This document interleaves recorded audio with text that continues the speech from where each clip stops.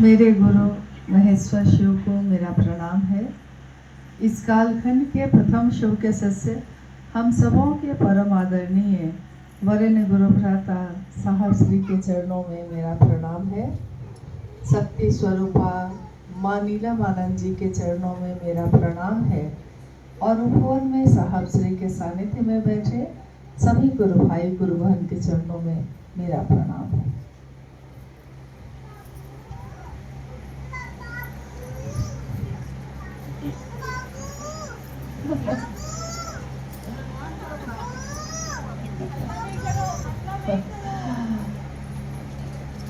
महादेव की असीम दया से और साहब दीदी के आशीर्वाद से हम सबके जीवन में शिव की शिष्यता चल रही है, पल्लवित और पुष्पित हो रही है और इस तरह से पल्लवित हो रही है, इस तरह से सुगंधित हो रही है जिससे हम स्वयं तो सुगंध में है ही, हमारे आसपास का परिवेश भी, हमारे आसपास के लोग भी उस सुगंध से सुवासित हो रहे हैं। शिव मेरे और आपके गुरु हो सके, इसका कारण आज इस कालखंड में साहब श्री हरिनानंद जी है। माँ नीलमानंद जी की ममता ने इसमें पोषण देने का काम किया और आज दुनिया में कहीं भी अगर कोई शिव का शिष्य है तो वो संदेश दोहराता है साहब श्री का और उनके संदेश को सुनकर कोई दूसरा व्यक्ति, कोई अनजान व्यक्ति भी शिव को अपना गुरु बना लेता है। ये एक अद्भुत सी बात है, एक अद्भुत सी विधा है जो हजारों साल के इतिहास में कभी भी किसी ने किसी को नहीं दी है। हजारों साल का इतिहास यानी जो उपलब्ध है, जो किताबों में लिखा है, जो शास्त्रों में लिखा है, उसके अनुसार बहुत सारे ऐसे लोग हुए जो शिव के शिष्य हुए, शिव के भक्त हुए और ऐसे ऐसे शिव के शिष्य हुए प्राचीन काल में जिनमें से कुछ लोगों का नाम हम लोग जानते हैं। ऐसे ऐसे हुए जिनके अंदर एक अलौकिक ताकत, शक्ति थी, इतनी थी कि वो दूसरों का यानी कि जन कल्याण का काम भी करते रहे और शिव की शिष्यता भी धारित करते रहे, लोगों के गुरु बने। लेकिन उन लोगों ने भी न जाने क्यों, अनजाने कारण है इसके, उन लोगों ने भी शिव को गुरु बनाने की बात नहीं कही। जैसे आपने कभी नाम सुना होगा शिव के शिष्यों के कुछ नाम जो शास्त्रों में है, शिव पुराण में है, शिष्य और प्रोसेस 112 नाम उसमें लिखे हैं। शिष्य यानी जो सीधे शिव को गुरु बनाता है, प्रोसेस यानी जिसने गुरु बनाया जिसको, उसके गुरु के गुरु है शिव, तो शिव के शिष्य को प्रशिष्य कहा जाता है। तो शिव के एक शिष्य हुए मच्छिंद्रनाथ।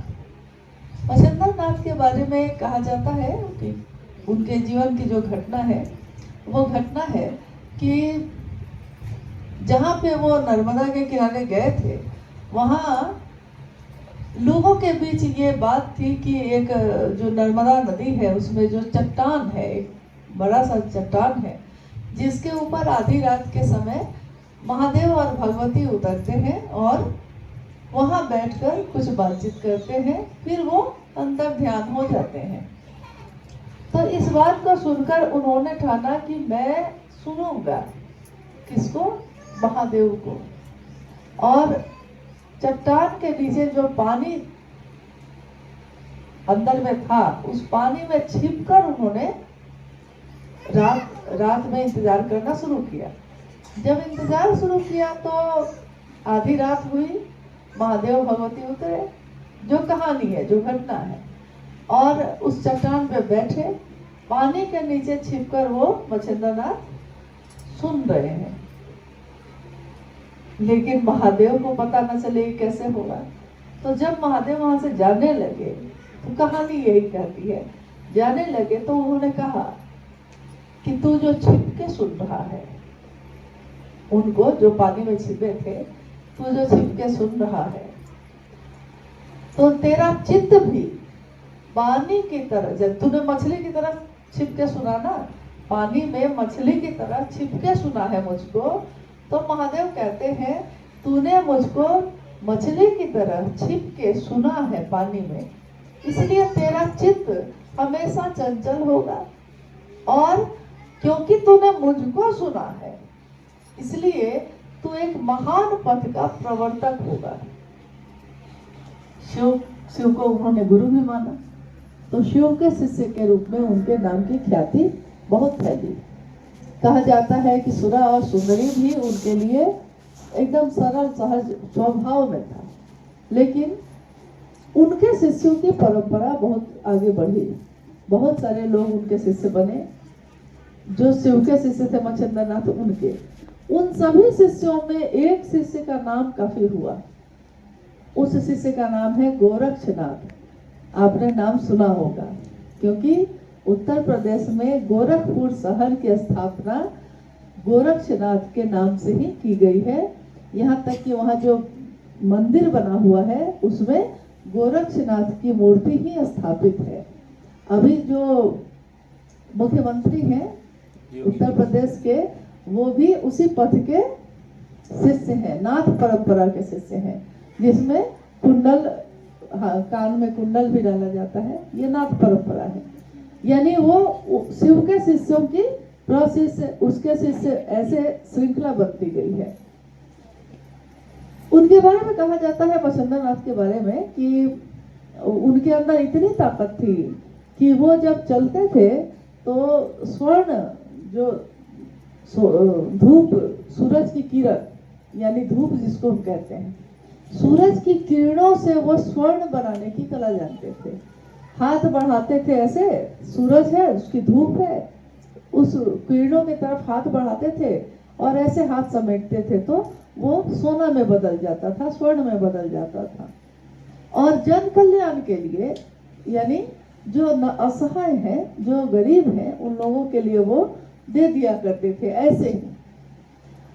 तो उनके जीवन की बहुत सारी घटनाएं लिखी गई हैं, और एक जो महत्वपूर्ण बात है जो हम सभी को भी समझने की जरूरत है, कि उसमें एक घटना आती है कि मुगलों का आक्रमण भारत देश पर होता है। आपने सुना होगा कि पहले हम लोग का देश बहुत बार गुलाम हुआ है, अंग्रेजों से गुलाम हुआ, वहां तक का कहानी हम लोग जानते हैं। लेकिन अंग्रेजों से पहले भी बहुत बार अलग अलग दूर देश के शासक लोगों ने भारत पे आक्रमण किए हैं।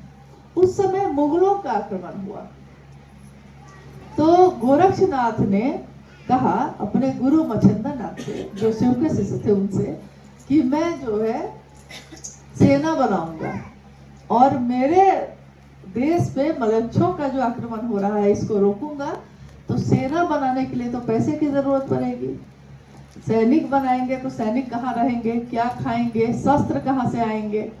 तो उन्होंने अपने गुरु से कहा कि आपके अंदर तो ताकत है इस बात की कि आप रोशनी से, सूर्य की किरणों से आप स्वर्ण बना सकते हैं, तो आप स्वर्ण बना के हम लोग को दे दीजिए और हम लोग उसी से सेना बनाने का काम कर लेंगे। लेकिन मच्छिंद्रनाथ ने साफ मना कर दिया। उन्होंने कहा कि ये जो ताकत मुझको महादेव ने दी है तो वो जन कल्याण के लिए है। देखिए बहुत महत्वपूर्ण बात है ये। शिव से उतरी हुई ऊर्जा, शिव से मिला हुआ ज्ञान जन कल्याण के लिए होता है। दूसरों का कल्याण करने में महादेव हमेशा मदद करते हैं, लेकिन अपनी जागतिक लालसा के लिए हम इसका प्रयोग नहीं कर सकते। तो उन्होंने अपने शिष्य को मना कर दिया और बाद में गोरखनाथ ने सेना बनाई, जैसे तैसे अपना धन इकट्ठा किया, सेना बनाई, उन्होंने सामना भी किया, युद्ध भी किया। लेकिन ये चीजें हमको सिखाती हैं। और साहब ने अपने जीवन में शिवशिष्टता को जो देखा और जो शिवशिष्टता दिया है उन्होंने, उसको उन्होंने आओ चले शिव की ओर पुस्तक में लिखा। तो लिखा ये कि जब भी कोई व्यक्ति में आध्यात्मिक ऊर्जा का संचरण होगा तो वो व्यक्ति, उसमें ताकत आएगी।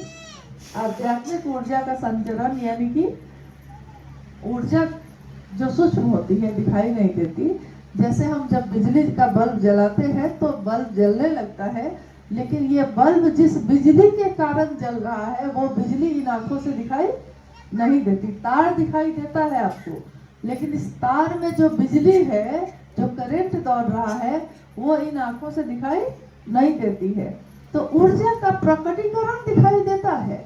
ऊर्जा का प्रकटीकरण है कि पंखा चल रहा है, बल्ब जल रहा है या टीवी चल रहा है, लेकिन ऊर्जा जो संचरित हुई है, जो उसमें जा रही है, वो इन आंखों से दिखाई नहीं देती। तो साहब ने कहा कि जो ऊर्जा का संचरण गुरु की दया से किसी के अंदर होता है, तो उस ऊर्जा का प्रयोग हमेशा जन कल्याण के लिए, लोगों की अच्छाई के लिए, लोगों की मदद के लिए या लोगों का कल्याण करने के लिए की जाती है।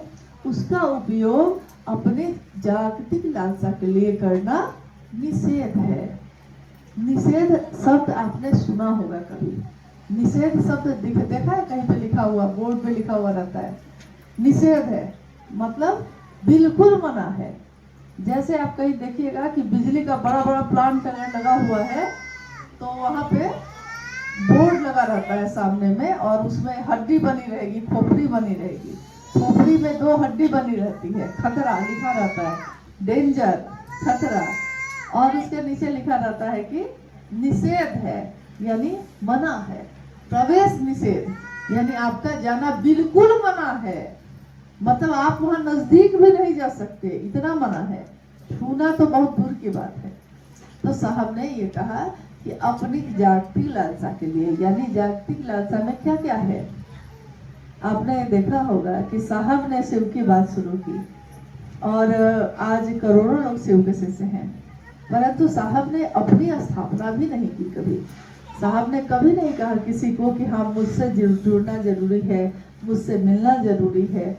ये बात भी उन्होंने कभी किसी से नहीं कही। परंतु हमारे आपके बीच इक्का दुक्का कोई ना कोई ऐसे व्यक्ति खड़े हो जाते हैं जो कहते हैं कि